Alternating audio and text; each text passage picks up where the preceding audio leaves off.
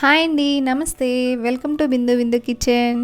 ఈరోజు ఈ వీడియోలో నేను మసాలా మిరపకాయల్ని మజ్జిగలో నానబెట్టే పని లేకుండా ఈజీగా టేస్టీగా ఎలా చేసుకోవాలో చేసి చూపిస్తున్నానండి.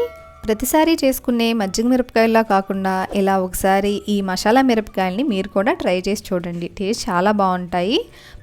పప్పుచారు, రసము, సాంబారు అలాగే పెరుగన్నంలో కూడా తినడానికి చాలా బాగుంటాయి. ఇంకా లేట్ చేయకుండా ప్రాసెస్లోకి వెళ్ళిపోదామండి. దీనికోసం నేను ఒక 3/4 kg వరకు పచ్చిమిర్చి తీసుకున్నానండి. ఈ పచ్చిమిర్చి 2-3 సార్లు శుభ్రంగా వాష్ చేసుకొని తడేమీ లేకుండా పూర్తిగా ఆరిన తర్వాత మీకు చూపిస్తున్నానండి. ఇవి మరీ మంటగా ఉండి చిన్నగా ఉండి పచ్చగా ఉంటాయి కదండి, అలాంటివి తీసుకుంటే బాగా ఘాటు ఎక్కువ ఉంటాయండి. అలా కాకుండా కాస్త తెల్లగా ఉండి మంట తక్కువగా ఉండే మిరపకాయలు అయితే ఈ మసాలా మిరపకాయలకి చాలా బాగుంటాయి. వీడియోలో చూపిస్తున్నట్లు ఈ పచ్చిమిర్చికి ఏదన్నా సేఫ్టీ పిన్తో కానీ లేదు అనుకుంటే ఏదన్నా చాకుతో కానీ మీరు ఇలా ఘాట్లు పెట్టుకొని పక్కన పెట్టుకోవాలండి.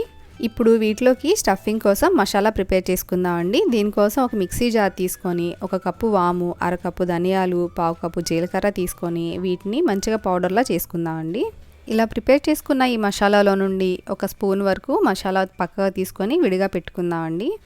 మిగిలిన మసాలా పౌడర్ని ఒక బౌల్లో తీసుకొని ఇందులోకి 1 tablespoon salt, 1/2 teaspoon పసుపు, 1 ఫుల్ నిమ్మకాయ రసం మొత్తాన్ని తీసుకుంటున్నానండి. అలాగే 1 కప్పు పెరుగు తీసుకొని కన్సిస్టెన్సీ చెక్ చేసుకుంటూ కొంచెం వేసుకుంటూ కలుపుకోవాలండి. ఈ స్టేజ్లో ఒకసారి ఉప్పు అనేది చెక్ చేసుకోవాలండి. మళ్ళీ మనం మిరపకాయలు స్టఫ్ చేశాక ఉప్పు అడ్జస్ట్ చేయడం అనేది అస్సలు కుదరదండి. అందుకనే ఈ స్టేజ్లోనే ఉప్పు చెక్ చేసుకొని కొంచెం సరిపోతే ఇప్పుడే యాడ్ చేసుకోండి. ఇలా ప్రిపేర్ చేసుకున్న ఈ మసాలా పేస్ట్ని మనం ముందుగా ఘాట్లు పెట్టుకొని ఉంచుకున్న ఈ మిర్చిలోకి స్టఫ్ చేసుకోవాలండి. వీడియోలో చూపిస్తున్నట్లు మనం ఘాట్లు పెట్టుకున్న పైనుండి కింది వరకు మొత్తం పేస్ట్ని ఇందులోకి స్టఫ్ చేసుకోవాలి. ఇలానే మిగిలిన అన్ని మిరపకాయల్లోకి మసాలా స్టఫ్ చేసుకొని పక్కన పెట్టుకుందామండి. మనం ముందుగా మసాలా పౌడర్ని 1 టేబుల్ స్పూన్ వరకు పక్కకు తీసుకున్నాం కదా, అందులోకి 1 టీ స్పూన్ సాల్ట్ వేసుకొని బాగా కలుపుకొని పక్కన పెట్టుకోవాలండి.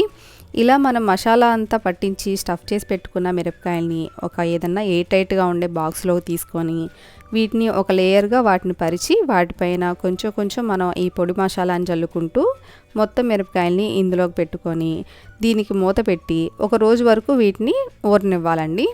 తర్వాత రోజు మూత ఓపెన్ చేసి చూపిస్తున్నానండి. ఈ మిరపకాయలు కొంచెం ఊరి కొంచెం మెత్తబడి ఉంటాయండి. వీటిని 2 ప్లేట్లలోకి విడివిడిగా సర్దుకోవాలి.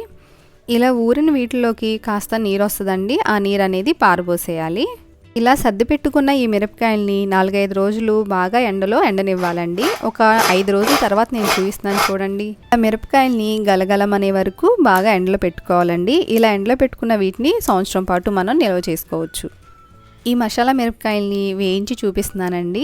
దీనికోసం ఒక ప్యాన్ తీసుకొని కొంచెం ఆయిల్ వేసుకొని ఆయిల్ కాస్త వేడయ్యాక ఇందులోకి మన మిరపకాయలు వేసుకొని లో ఫ్లేమ్లోనే వీటిని వేయించుకోవాలండి. ఎందుకంటే మనం మసాలా పౌడర్ ఇందులో పెట్టాం కాబట్టి ఆ మసాలా పౌడర్ మాడిపోతే చేదు అనేది వస్తుందండి.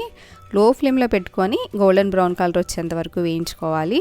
ఈ మసాలా మిరపకాయలు సంవత్సరం పాటు నిల్వ ఉంటాయండి. మధ్యలో మెత్తబడినట్టు అనిపిస్తే ఒకసారి ఎండలో పెట్టుకుంటే సరిపోతుంది. ఒకవేళ టైం లేదు అనుకున్న వారైతే కనుక ఈ మిరపకాయల్ని ఫ్రిడ్జ్లో పెట్టుకొని సంవత్సరం పాటు నిల్వ ఉంచుకోవచ్చు. అంతేనండి, మసాలా మిరపకాయలు రెడీ అయిపోయాయి. ఈ మసాలా మిరపకాయలు పప్పుచారు, రసము, సాంబారు అలాగే పెరుగన్నం ఎందులోకైనా కాంబినేషన్గా చాలా బాగుంటాయండి. ఒకసారి మీరు కూడా ట్రై చేశాక మీకు ఎలా కుదిరిందో మీ వాల్యుబుల్ ఫీడ్బ్యాక్ని కింద కామెంట్ సెక్షన్లో నాతో షేర్ చేసుకోండి. ఈ వీడియో మీకు నచ్చినట్లయితే లైక్ చేయండి, షేర్ చేయండి. ప్లీజ్ బిందు బిందు కిచెన్ని సబ్స్క్రైబ్ చేసుకోండి. పక్కనే ఉన్న గంటను కొట్టడం అస్సలు మర్చిపోకండి. Thank you for watching.